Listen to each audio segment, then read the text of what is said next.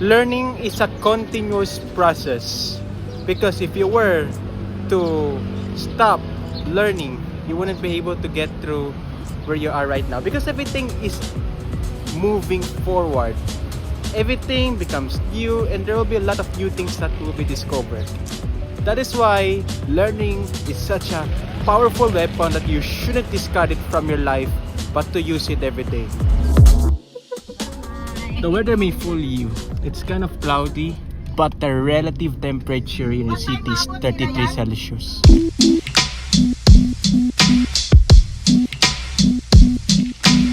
It's currently 4:40 in the afternoon.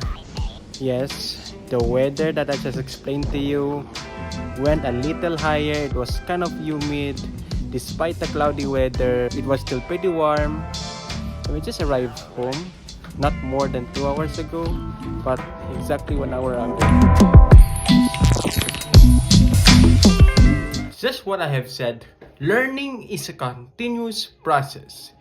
When you're at this certain age where you feel like learning is no longer a useful option in your life, you might want to implement that back into your life. Here's why. Imagine if you stop learning by now. You will never know what's going to happen in the next 20, 40 days. You will never know the fact that the climate changes in the specific region or country or area you're living. At that certain point, you will never know the certain latest updates or news about many things here in this world. I know for sure that learning is something that we really have to go through, despite that it is usually not an easy process, that we're going to take information from whatever we read or whatever we listen to, and then store them in such a way that we can use it for something useful. And this is something that you'll need to get used to, because when you're learning, your goal is to retrieve that information and store it,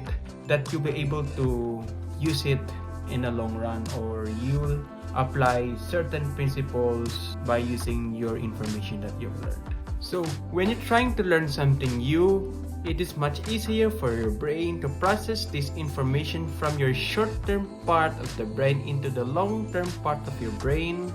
The more you have that focus, and the more amount of impact that information has gotten into your brain. If you want to learn effectively or remember that information for as long as you can, you might want to find something that you have actually gotten through in your experience, in your life, and blend that into the information that you're learning. You are studying certain topics about cryptocurrency or biochemistry or something related, and you might want to try to think of an example that best represents any certain given topics on these illustrations. And if you're trying to do this, maybe you might want to connect the lines, and then if you will get better at connecting the lines between this relevant information, you will most likely learn effectively and remember that information for a long period of time. Learning can also be applied by training or anything similar. For example, you're required to perform things with the use of your hands, because this is another way of applying whatever you've learned, and you can use it in everyday life. And if you can do that, it's really going to enhance your learning by a mile.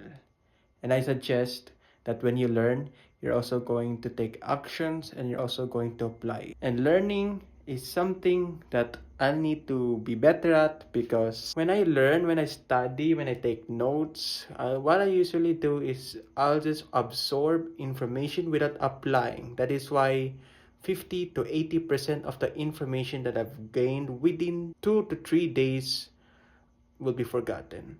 And if you apply it, it's less likely that you're going to forget that much amount of information. In learning, you just don't take notes. You might also want to test, because this is also a way of trying to apply what you've learned and to enhance your understanding in such a way that things will become more qualitative, and you won't be able to get what you have understood only if you try to ask yourself if you have understood those particular things or not. And you can examine that through trying to answer the questions that you're really curious, you really want to get more of an understanding. And this is why examining yourself through quizzes or practice quizzes will actually help you reduce your anxiety and will make you become more confident in taking examinations, and it's really going to help you so much, considering that it's going to take whatever might possibly be the main distraction of why you may not be doing well in your examinations. And that's all that I could share about learning.